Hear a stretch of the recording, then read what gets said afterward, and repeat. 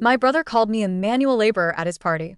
I own a $12 million company. My brother's voice sliced through the hotel ballroom like a serrated knife. This is my stinky sister. No real job, no future, just a manual labor. 200 people in designer suits turned to stare. Champagne flutes froze midair. Someone near the back actually gasped. And there I stood in my nicest jeans and the silk blouse I'd spent 3 days shopping for, feeling my face burn as laughter rippled through the crowd like a wave. Gregory raised his glass higher, that smirk spreading across his face. My own brother. At his merger celebration. In front of every person who mattered in his world. The worst part wasn't the laughter. It was my mother's smile. Not a big one, just that tight little expression she always wore when Gregory put me in my place, like she agreed, but was too polite to say it out loud herself. Let me back up. My name is Susie Fowle. I'm 34 years old. And according to my family, I'm the disappointment who digs ditches for a living. Here's what they don't know. I own Fowle and Company Landscape Architecture. 47 employees across 3 states. Last year we cleared $11 million in revenue. This year we just landed a $4.2 million contract with the city for the downtown riverfront restoration project. My company has been featured in Architectural Digest twice. We won a National Design Award for the Morrison Park restoration. But sure, I'm just the stinky sister who plays in dirt. I never told my family about any of this. Not the money, not the awards, not the fact that my weekly payroll is $47,000. I had this stupid idea that they'd eventually see me for who I am without a price tag attached. That maybe, just maybe, they'd love their daughter and sister without needing to know my net worth first. They didn't. Gregory is 38, 4 years older than me and 400 years more arrogant. He works in finance, which in our family basically means he walks on water. Mom has called him her little success story since he got his first internship at 22. Every Thanksgiving, every Christmas, every random Tuesday phone call somehow circles back to Gregory's latest promotion, Gregory's new car, Gregory's important clients. And me? Oh, Susie's still doing her little gardening thing. It's not gardening, Mom. I've told her approximately 7,000 times. I'm a licensed landscape architect. I design outdoor spaces, manage construction projects, run a company with a fleet of equipment worth more than Gregory's house. That's nice, honey, but when are you going to get a real job? You know, something inside where you don't get all dirty. I stopped trying to explain years ago. Some battles aren't worth fighting. Or so I thought. Gregory called me 3 weeks before his big merger party. He wanted me there, which should have been my first red flag. Gregory never wants me anywhere. I'm the embarrassing relative he pretends doesn't exist at his fancy networking events. His exact words were, "Listen, Susie, this is a really important night for me. There will be serious people there. So maybe don't talk too much about your ditch digging business, okay? I don't need you embarrassing me." I should have said no. I should have told him exactly where he could put his invitation. But here's my fatal flaw. I actually love my brother. Somewhere underneath all his arrogance is the kid I used to build blanket forts with, the teenager who taught me to drive, the person I thought would always have my back. So I said yes, because I'm apparently a glutton for punishment. I spent 3 days finding the right outfit. Not too fancy, because Gregory would mock me for trying too hard.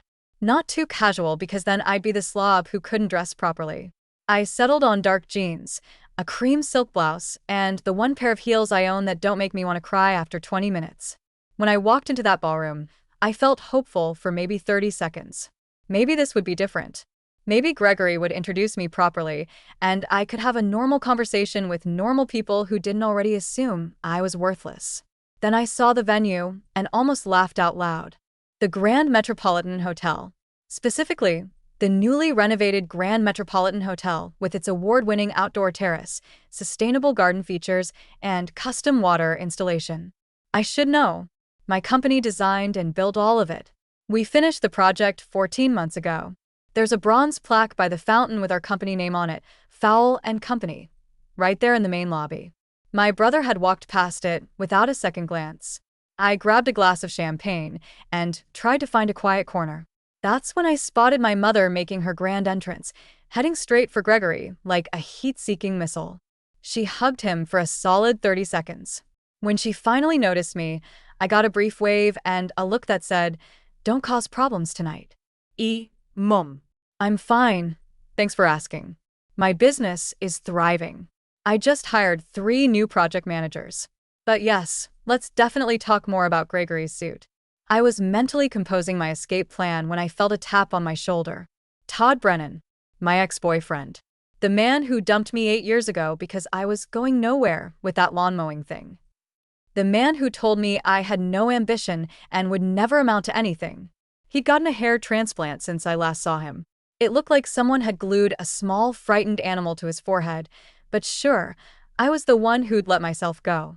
Susie, he said, acting like we were old friends instead of exes who hadn't spoken in nearly a decade.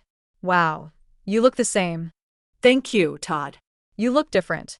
Very different hairline. He didn't catch the sarcasm. He never did. Turns out Todd was Gregory's potential investor. Of course he was. Because this night wasn't already a disaster waiting to happen. Before I could excuse myself to go literally anywhere else, Gregory clinked his glass and called everyone's attention. He pulled me toward him with one arm, that big fake smile plastered across his face. And then he said it. Everyone, I want you to meet my family. This is my beautiful wife Vanessa, my wonderful mother Diane, and this is my stinky sister. No real job, no future, just a manual labor. The room erupted in laughter. My mother smiled. Todd snorted champagne through his nose, which was the only satisfying moment of the entire evening. And I stood there frozen, wondering how I'd spent 34 years loving people who couldn't even pretend to respect me. But here's the thing about being underestimated your whole life. You learn to watch. You learn to wait. And you notice things other people miss. Like the way Gregory kept checking his phone with barely concealed panic. The way his smile didn't quite reach his eyes. The way he drank 3 glasses of champagne in 20 minutes. Something was wrong. And one older gentleman in the corner noticed it too. He wasn't laughing at Gregory's joke. He was watching my brother with the focused attention of a hawk spotting prey. Our eyes met across the room. He raised his glass to me, just slightly. I had no idea who he was, but I was about to find out. The party continued around me like nothing had happened, because to them, nothing had. Gregory's little joke was already forgotten, just another moment of networking entertainment. But I could still feel the echo of it in my chest, that familiar weight of being the family disappointment. Vanessa materialized beside me like a designer-dressed vampire, sensing wounded prey. My sister-in-law had perfected the art of the compliment that was actually an insult. "Oh, Susie," she cooed, looking me up and down. "Couldn't find anything nicer to wear? I mean, it's fine for you. Very practical." Vanessa was wearing a dress that probably cost more than my first truck. Her blonde hair was styled in that complicated updo that requires 3 hours with a professional. She looked like she'd stepped out of a magazine if that magazine was called Women Who Married for Money Monthly. "Thanks, Vanessa. I love your dress. Very tight." She couldn't tell if I was being nice or not. Vanessa never could figure me out, which I considered one of my greatest accomplishments. The next hour was a masterclass in social torture. Todd kept popping up wherever I went, making condescending comments about how I should really consider a career change before it was too late. My mother cornered me twice to remind me that Gregory was nervous, and I should be supportive instead of sulking in corners. And Gregory himself paraded around the room like a peacock who discovered the secret to eternal smugness. But I kept watching, and I kept noticing things. Gregory's investor presentation was flashy but vague. Lots of promises about growth and opportunities, very few actual numbers. The executives from the company he was merging into looked polished and confident, but they also kept exchanging glances whenever Gregory spoke. The kind of glances that said, "Are you hearing this too? I know about business. You don't build a $12 million company without learning how to read a room." And this room was reading Gregory as someone who was selling harder than he should need to. That's when I spotted him. My father, sitting in a chair near the window, looking smaller than I remembered. When did Dad get so thin? He was 72 but had always seemed strong, capable, eternal in the way fathers are supposed to be. Now he looked tired, Confused. his suit hung on him like it belonged to someone else. Mom was standing over him, talking in that sharp whisper she uses when she's annoyed. Dad just nodded along, not really engaging. I started walking toward them when Gregory intercepted me. "Hey, not now," he hissed. Dad's fine. "Don't make a scene." I'm not making a scene. I want to say hi to our father. Later. I need you to mingle. Todd thinks you might be a good contact for some of his lower-tier clients. Small landscaping jobs, that sort of thing. It would be good for you to have something on your resume. I literally own a company, Gregory. I have a resume. It has things on it. He waved his hand dismissively. You know what I mean. Real experience. Come on, don't be difficult. I let him lead me away because I was too stunned to argue. Small landscaping jobs. Lower-tier clients. My company had just finished a project for the governor's mansion. But sure, let's start small. Todd was waiting with that hair transplant smile, launching into a monologue about his investment philosophy while I mentally calculated how many of his portfolios I could buy outright. The answer was most of them. You know, Susie, he said, leaning in like he was sharing a secret. I always knew you had potential. You just needed direction. If you'd stayed with me, I could have helped you become something. I became something without you, Todd. That's kind of the point. He laughed like I told a joke. That was always your problem. No sense of what you could achieve with the right guidance. I was about to tell him exactly where he could put his guidance when I heard Vanessa's voice rise above the crowd. She was talking to a group of women near the bar, and she wasn't being quiet about it. Oh, Susie. She's sweet, really. A bit simple. She digs holes for a living. I keep telling Gregory he should help her find a real career, but you know how family is. You can't choose them. The women laughed. Polite social laughter, the kind that agrees without committing. My mother was in that group. She didn't laugh, but she didn't defend me either. She just sipped her wine and studied the ceiling like it was the most fascinating architecture she'd ever seen. Something inside me cracked. Not broke, I've had too much practice for that. But cracked, like ice before it gives way. I needed air. I slipped out to the terrace. My terrace. The one my company had designed. The evening air was cool, and I could smell the jasmine we'd planted in the raised beds. Everything out here was my work, my vision, my success.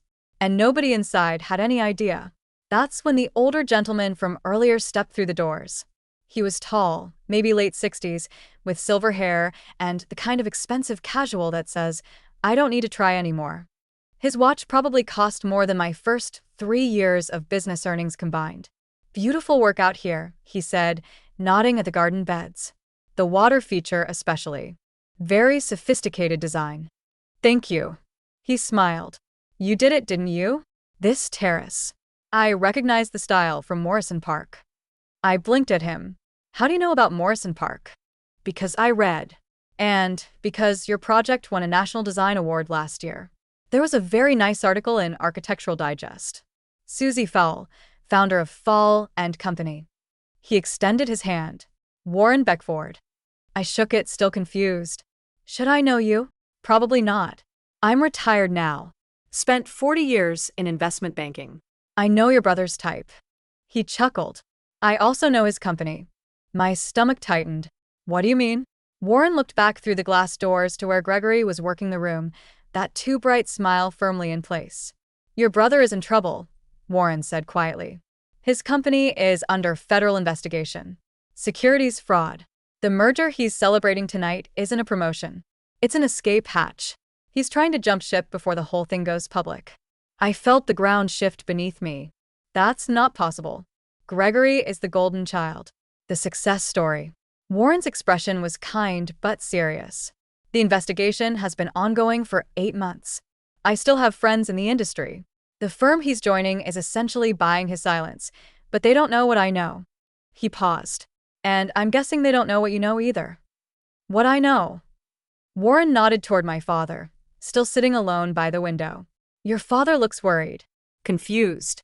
Has Gregory been helping him with his finances? The crack inside me widened. How did you know that? I didn't. But I've seen this pattern before. When people get desperate, they take from the people who trust them most. I stared at my father through the glass. Dad had mentioned money being tight lately. I'd assumed it was just the economy, maybe some bad investments. But what if it was worse? Warren handed me his card. I think you should look into this. Quietly. And if you find what I suspect you'll find, you should know that your brother's house of cards is about to collapse. The only question is who gets buried underneath.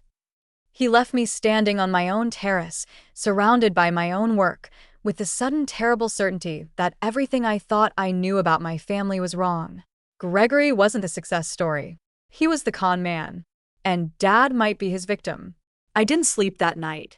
I lay in bed staring at the ceiling, Warren Beckford's business card on my nightstand like a ticking bomb. Federal investigation. Securities fraud. The words kept rolling through my mind like distant thunder. Part of me wanted to believe it wasn't true. Gregory was arrogant, sure. Dismissive, absolutely. A world-class jerk who'd humiliated me in front of 200 people, definitely. But a criminal? That seemed like a stretch even for him. Then I remembered Dad's face at the party. The confusion. The way his suit hung too loose. The way Mom kept snapping at him like he was a child who couldn't be trusted to behave. I've always had good instincts. You don't survive in construction without learning to trust your gut. When a contractor is lying about materials, you feel it. When a client is hiding budget problems, you sense it. When something is wrong, your body knows before your brain catches up. My body was screaming that something was very, very wrong. At 6 in the morning, I gave up on sleep and did what I always do when I need to think. I drove to a job site. We were in the middle of installing a Japanese garden for a tech executive in the suburbs, and watching the crew work always calms me down. I sat in my truck, a 10-year-old Chevy Silverado with 200,000 miles and a dent in the tailgate from the time my foreman accidentally backed into a boulder. I love that truck. It's paid for, it runs perfectly, and it doesn't care how much money I make. The morning sun came up over the construction site, and I made a decision. I was going to find out the truth. First, I called Warren Beckford. He answered on the second ring, which told me he'd been expecting my call. I asked him to tell me everything he knew about the investigation into Gregory's company. The conversation lasted 45 minutes. Warren was careful to only share what was technically public information or common knowledge in financial circles, but it was enough. Gregory's firm had been cooking the books for years, inflating returns, hiding losses, moving money around to cover gaps. The SEC had been building a case for nearly a year. Gregory wasn't just going to lose his job. He was potentially facing criminal charges. But Warren also admitted he didn't know everything. The family stuff, the personal finances, that's beyond my scope. But I know the patterns, Susie. When these guys start to feel the pressure, they look for lifeboats. And usually those lifeboats belong to people who trust them. People like our father. I thanked Warren and hung up. Then I sat in my truck for another 20 minutes, watching my crew move boulders into position, thinking about my next move. Here's something about me that my family never understood. I didn't build a $12 million company by accident. I built it by being methodical, patient, and very, very thorough. When I take on a project, I plan every detail. When I face a problem, I gather information before I act. When I make a decision, I make sure I have the evidence to back it up. Gregory had spent his whole life underestimating me. He thought I was the dumb sister who got lucky with a small business. He had no idea what was coming. Step 1 was reconnaissance. I called my dad that afternoon, keeping my voice casual. "Hey, Dad. Just checking in. How are things?" The conversation started normal enough. He talked about his garden. Dad had always loved puttering around in the yard, probably where I got my own love of growing things. But when I asked about his trip to the financial advisor last month, his voice changed. Oh, that. Gregory's handling all that now. He said it would be easier if he managed everything together. Something about better returns. I kept my tone light despite the alarm bells ringing in my head. That's nice of him. So Gregory has access to your accounts. He has power of attorney, Dad said, like it was the most normal thing in the world. Your mother insisted. She said I was getting too old to handle the complicated stuff. Power of attorney. My 38-year-old brother had power of attorney over our 72-year-old father's finances, and nobody had bothered to tell me. I ended the call with a cheerful goodbye and immediately called my attorney. Rachel Park has been my business lawyer for 8 years. She's handled everything from contract disputes to employee issues, and she's the smartest person I know when it comes to protecting assets. I told her what I suspected, and she went quiet for a long moment. Susie, if what you're telling me is true, this could be elder financial abuse. That's a serious crime. I know. You need to be careful here. If you're wrong, you could damage your family relationships permanently. If I'm right, She paused. If you're right, your brother could go to prison. I know that too. Rachel recommended a private investigator she'd worked with before, a guy named Frank Moretti who specialized in financial fraud. I called him within the hour. Frank was gruff, direct, and completely unimpressed by family drama. Just tell me what you need, and I'll find it. Save the soap opera for the holidays. I think my brother has been stealing from my father. I need proof. Frank said he'd have preliminary information within 2 weeks. He warned me that I might not like what he found. I'm prepared for that, I told him. But I wasn't. Not really.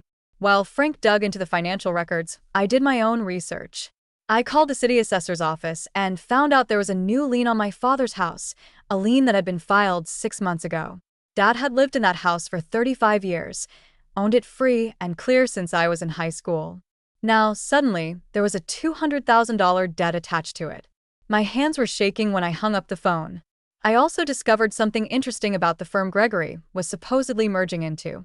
They were legitimate, successful, well-respected, but they had a reputation for being extremely cautious about partnerships. They did extensive due diligence, background checks, financial audits, the works, which meant either they hadn't finished their research on Gregory yet, or someone had given them incomplete information. Warren had mentioned he still had contacts in the industry. I wondered just how much influence a retired investment banker might still have. 3 days after the party, I drove to visit my parents. Not to confront anyone, I needed more evidence for that. I just needed to see my father, to assess the situation with my own eyes. What I found made my blood run cold. Dad was worse than he'd looked at the party. He seemed confused about basic things. What day it was, whether he'd eaten lunch. Mom kept answering questions for him, talking over him like he wasn't there. I managed to get Dad alone for a few minutes while Mom was in the kitchen. I asked him directly about his finances. His eyes got cloudy. I don't know, honey. Gregory says everything's fine and he's taking care of it. Do you know how much money is in your retirement account, Dad? He couldn't answer. He didn't know. He didn't even know which bank his accounts were in anymore. Gregory takes care of everything, he repeated, like a mantra. Gregory knows what he's doing. I left my parents' house that day with tears in my eyes and fury in my heart.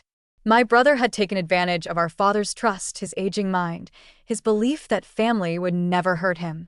Gregory had built his career on looking smart while other people did the real work. Now he was building his escape fund on our father's life savings. 2 weeks later, Frank Moretti called with his report. The damage was worse than I'd imagined. Over the past 2 years, Gregory had transferred $340,000 from Dad's accounts into his own. He'd taken out the loan against the house without Dad fully understanding what he was signing.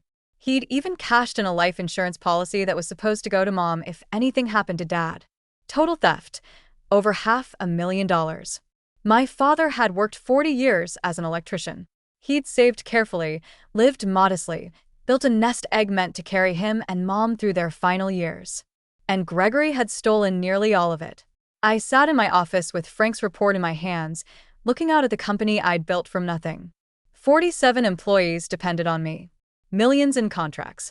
A reputation I'd earned through sweat and determination and thousands of hours of hard work. Gregory had never worked a day like that in his life. He'd just taken and taken and taken. But his taking was about to stop. I called Rachel. Then I called Warren. Then I called a contact I'd made 3 years ago when my company did the landscaping for the federal building downtown, a guy named Jerome Williams who worked in the FBI's Financial Crimes Division. Gregory thought he was the smart one in our family. He was about to learn just how wrong he was. The next 3 weeks were the most focused of my life. And considering I once managed 17 construction projects simultaneously during a supply chain crisis, that's saying something. I set up what I called my war room in my home office.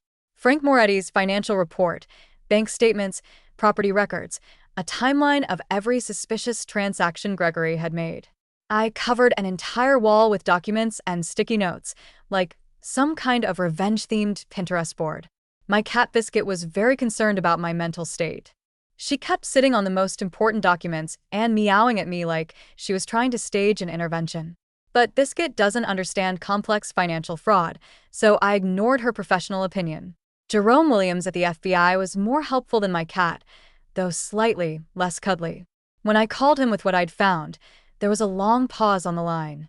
Miss Fowl, he finally said, you understand that what you're describing is a separate crime from what we're already investigating. I know. Securities fraud is one thing. Stealing from a 72-year-old man with declining cognitive function, that's elder financial abuse. Jerome asked me to send everything I had. Frank's report, the bank records, the property liens, all of it. He promised to review it personally and get back to me within a week. True to his word, he called 6 days later. We're very interested in pursuing this. The elder abuse charges would be state level, but given the overlap with our federal investigation, we can coordinate. However, we need to do this carefully. Your brother is already a person of interest in our case. If he gets spooked and runs, we lose everything. What do you need from me? Jerome explained that the FBI had been building their case against Gregory's company for months. They had evidence of securities fraud, falsified reports, misappropriated client funds. Gregory wasn't the mastermind. That honor went to his boss, but he was complicit enough to face serious charges. The problem was timing. They wanted to arrest the key players simultaneously to prevent anyone from destroying evidence or fleeing. My evidence about the theft from Dad added another dimension, but it also complicated things. We need a controlled environment, Jerome said. Somewhere we know he'll be. Somewhere we can coordinate with local authorities. That's when I remembered Gregory's announcement at the party. He was planning a family dinner at an upscale restaurant next month, a celebration of his merger with his new business partners in attendance. What if I told you exactly where he'll be on a specific night, surrounded by all the people he's trying to impress? Jerome was quiet for a moment. Then he said, tell me more. Over the next 2 weeks, I became the world's most supportive sister. I called Gregory to congratulate him on the merger. I sent Vanessa flowers with a note saying I was so happy for them. I even called my mother and suggested we all get together to celebrate Gregory's success properly. Mom was suspicious at first. Since when do you care about Gregory's career? I've been thinking about what you said, I told her, nearly choking on my own words, about being more supportive, about appreciating what Gregory has accomplished. I want to try harder. Mom practically melted through the phone. Oh, Susie, that's so mature of you. Gregory will be so pleased. Gregory was indeed pleased. So pleased that he called me himself, which hadn't happened in approximately 3 years. Susie, this is great. Really great. I'm glad you're finally coming around. This dinner is going to be important. My new partners will be there. I need the family to make a good impression. I'll be on my best behavior. I promised. What I didn't mention was that Warren Beckford would also be attending. I'd called him the day after Jerome, and I made our plan. Warren had been delighted to help. I've been waiting 40 years to watch someone like your brother get what's coming to him. Consider me your plus one. Warren also made a few strategic phone calls to his contacts at the firm Gregory was joining. He didn't tell them everything, just enough to make them nervous. Just enough to make them ask questions. Just enough to ensure that when the truth came out, they'd be ready to run for the exits. The restaurant Gregory chose was called Carmichael's. White tablecloths, overpriced steaks, the kind of place where they judge you for ordering the chicken. I'd actually done some landscaping consultation for them 2 years ago. They have a beautiful patio garden that I designed pro bono in exchange for a lifetime discount on their wine list. Life is about making strategic investments. I coordinated with Jerome on the timing. The FBI would have agents in plain clothes positioned in the restaurant. They wouldn't make a scene. This wasn't a movie. They'd wait for my signal, then approach Gregory quietly and ask him to step outside. Professional, controlled, devastating. But first, I had one more piece of preparation. I spent an entire weekend with my accountant, going over my finances. My company was worth $12 million. My personal savings, investments, and property totaled another $3 million. I was, by any reasonable measure, wealthy. I never felt wealthy. I still drove my old truck, still wore work boots most days, still got dirt under my fingernails on a regular basis. Money had never been the point for me. Building something was the point. Creating something beautiful out of raw materials and hard work, that was what mattered. But money was about to matter very much because I was going to use mine to fix what Gregory had broken. I set up a trust fund for my father's care. I arranged to pay off the fraudulent lien on his house. I contacted an elder law attorney about establishing proper guardianship to prevent anyone from exploiting him again. When this was over, Dad would be protected. Mom would be taken care of. and Gregory would face the consequences of his choices. The night before the dinner, my phone rang. It was Gregory. His voice was different, strained, almost desperate. "Susie, I need to ask you something, and I need you to not ask questions." "What is it?" "I need to borrow some money. Just 50,000. I'll pay you back within a month, I swear." I kept my voice neutral despite my racing heart. 50,000. Gregory, that's a lot of money. I know. I know. But I'm in a tight spot. Some investments didn't pan out the way I expected. It's temporary. The merger is going to solve everything. I just need to get through the next few weeks. He was scared. I could hear it in his voice. The golden child was finally realizing that his house of cards was swaying in the wind. I pretended to consider it. "That's really a lot, Gregory. I'm not sure I have that kind of cash just lying around." "Come on, Susie. I know you've done okay with your little business. You must have something saved up. Your little business." Even now, even when he was begging me for money, he couldn't help being condescending. "Let me think about it," I said. "We can talk more at dinner tomorrow." He thanked me profusely, which was a first. Gregory had never thanked me for anything in his life. I hung up the phone and sat in the darkness of my living room, Biscuit purring on my lap. Tomorrow, everything would change. Gregory thought he was getting a supportive family dinner and a $50,000 loan from his stinky sister. What he was getting was the end of everything he'd built on lies. I scratched Biscuit behind her ears. "You know what, Cat? Revenge really is a dish best served at a restaurant with a lifetime wine discount." Biscuit didn't respond. She's more of a listener than a conversationalist. Carmichael's was beautiful that evening. Soft lighting, fresh flowers on every table, the gentle hum of expensive conversation filling the air. I'd put on my best dress, a simple navy blue number that I'd bought for an industry awards ceremony 2 years ago. Heels that didn't make me want to cry. Actual jewelry. Gregory didn't even notice. "Susie, there you are," he said when I walked in, already scanning the room for someone more important to talk to. "You look fine. Listen, have you thought about what we discussed?" "We can talk later," I said. "After dinner. Let's not make this about money." He practically vibrated with frustration, but forced a smile. Right, right. Family first. The private dining room was already filling up. Gregory's new partners from the merger firm, two polished executives named Richard and Sandra, who looked like they'd been manufactured in a laboratory for maximum corporate blandness. Vanessa, glittering in a dress that probably cost more than my first year of business revenue. Mom, regal in her disapproval.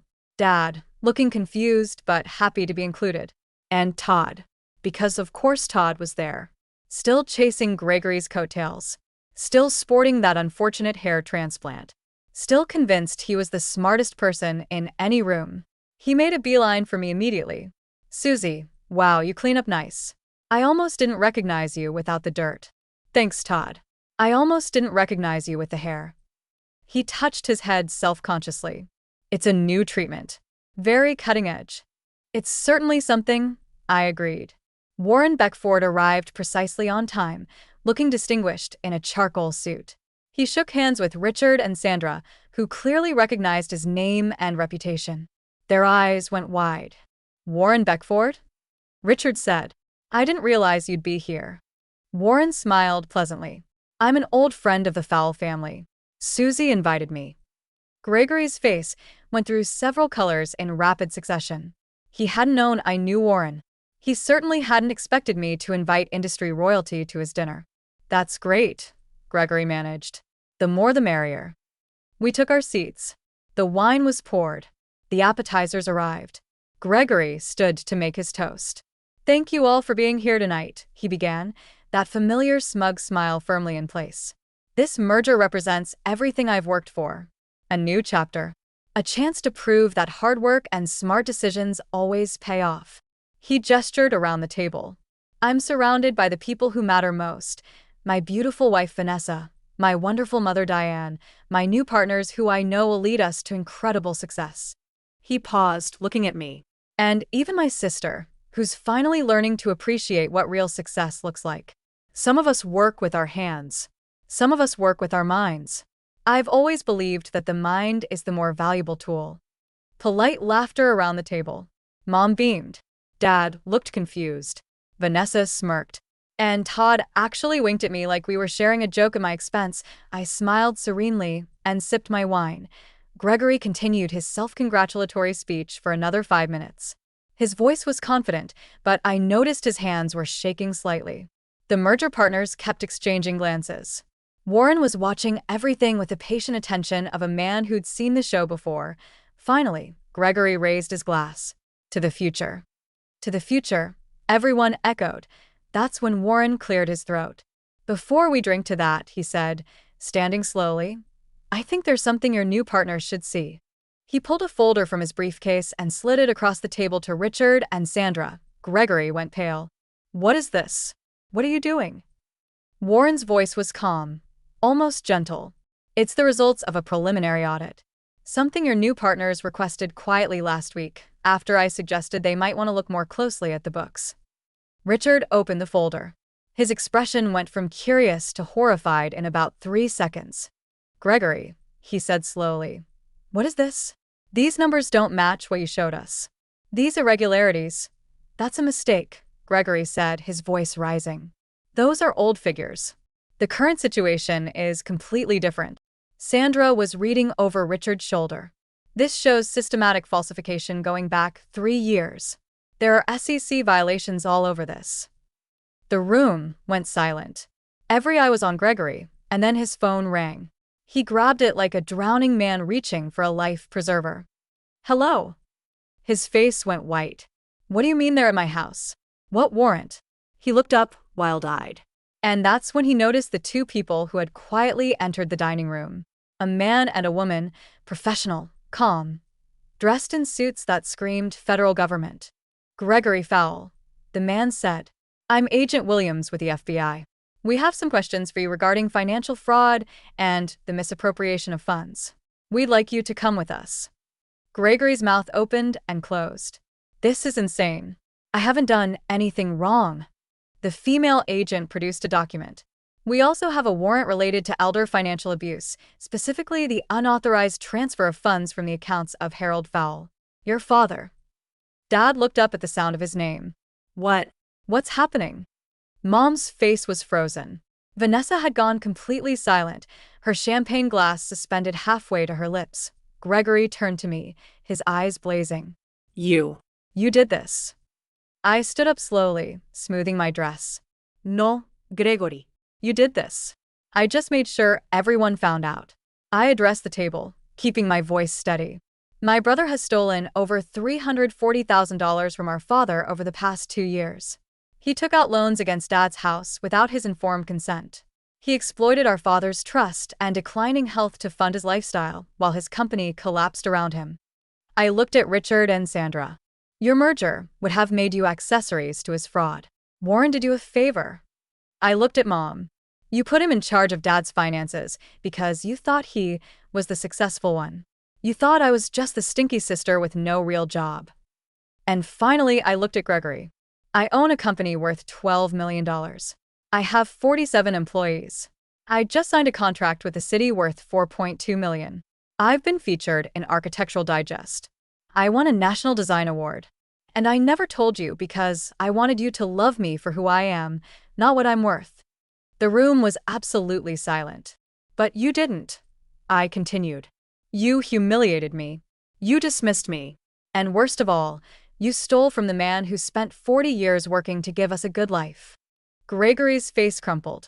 Susie, please. You have to help me. You have to tell them this is a misunderstanding. Agent Williams stepped forward. Sir, we need you to come with us now. As they led Gregory out of the dining room, he looked back at me one final time. His golden child mask was completely gone. He just looked small. Scared. Pathetic. I felt no satisfaction, no triumph. Just a deep, weary sadness. But I also felt something else. Relief. Because finally, after 34 years, the truth was out. Vanessa stood abruptly, nearly knocking over her chair. She pulled out her phone and started dialing. I need a lawyer, she was saying as she fled the room. And a divorce attorney. Todd sat frozen, his mouth hanging open. He'd almost invested his money with Gregory. He'd almost tied himself to a federal criminal. He looked at me like he was seeing me for the first time. You really own a $12 million company? Goodbye, Todd. I walked over to my father and took his hand. He looked up at me with tears in his eyes. Susie, he whispered. I'm so sorry. I didn't know. I trusted him. I know, Dad. It's not your fault. I'm going to take care of everything now. He squeezed my hand. You were always the good one. I should have seen it. We sat there together while the chaos swirled around us. Mom was crying. Richard and Sandra were making hurried phone calls. Warren was quietly finishing his wine with the air of a man who'd seen many empires fall. Outside, Gregory was being helped into an unmarked car. No handcuffs. Not yet. But his career, his reputation, his marriage, his freedom, all of it was over. The stinky sister had 1.1 month later.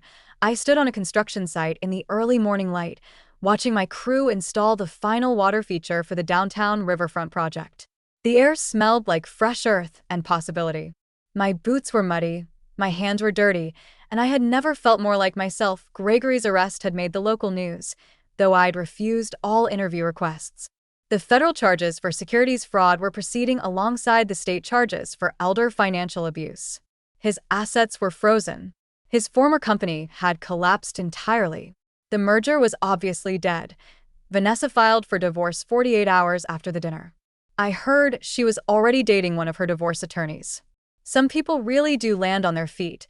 Todd had called me twice, leaving increasingly desperate voicemails about how he'd always believed in me, and maybe we could get coffee sometime. I deleted both messages without responding. Some bridges aren't worth rebuilding.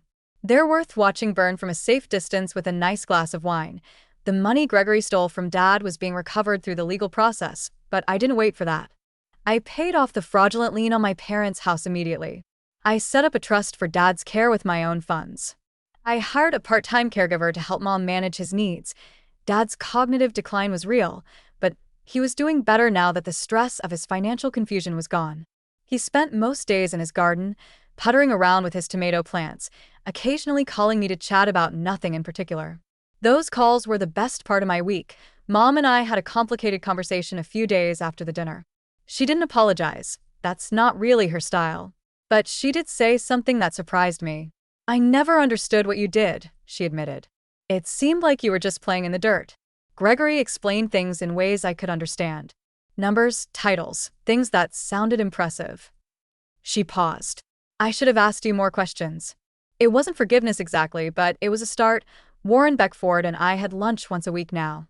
He'd become something like a mentor, offering business advice and introducing me to contacts who could help Fowl and company grow even further. He said watching Gregory's downfall was the most entertainment he'd had since retirement. The man has a dark sense of humor. I appreciate that. My phone buzzed. A text from my foreman. The water feature was ready for its final test. I walked over to the control panel and flipped the switch.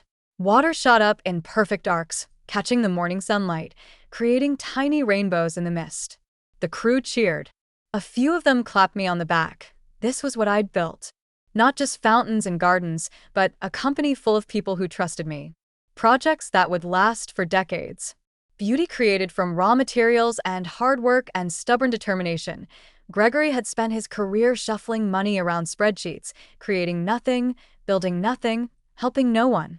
And in the end, he'd lost everything. I'd spent my career getting dirt under my fingernails, creating spaces that brought people joy, building something real. And in the end, I had everything that mattered. My phone rang. A new client wanting to discuss a $3 million commercial project. I looked down at my muddy boots, my calloused hands, my crew celebrating another successful installation. Some people spend so much time looking down on others, they never notice they're standing on quicksand. And I answered the phone with a smile. This is Susie Fowl. How can I help you? Thanks for listening. I'll be back tomorrow.